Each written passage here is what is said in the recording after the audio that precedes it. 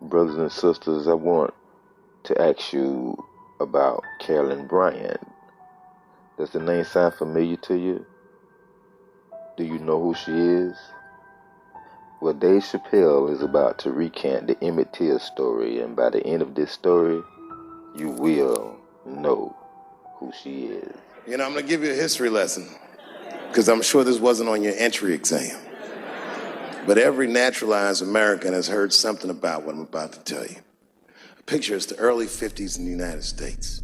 This 14-year-old boy goes down from Chicago to Mississippi to meet his extended family for the first time. He'd never been to Mississippi. And before he went, his mother said to him, very pointedly, she said, "If a white man looks you in your eyes in Mississippi, look away."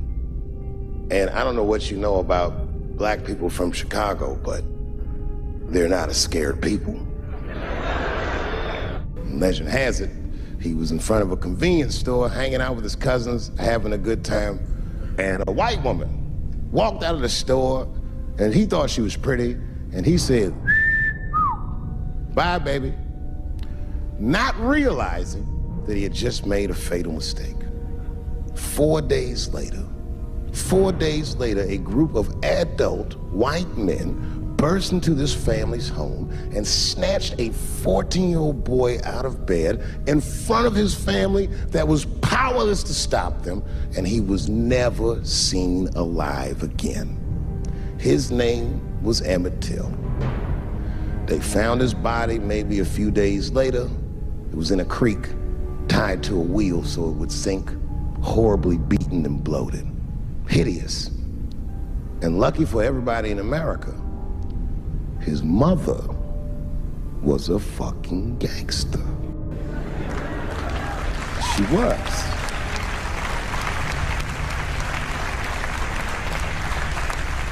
If you can imagine, in the very midst of a mother's worst nightmare, this woman had the foresight to think about everybody. She said, "Leave my son's casket open." She said, "The world needs to see what they did to my baby." And every publication here in the United States, from Jet magazine all the way to the New York Times, had this boy's horribly bloated body on its cover. And if our civil rights movement was a car, this boy's dead body was premium gas. This was a very definitive moment in American history where every thinking and feeling person was like, ugh, we gotta do better than this. And they fought beautifully, and here we all are.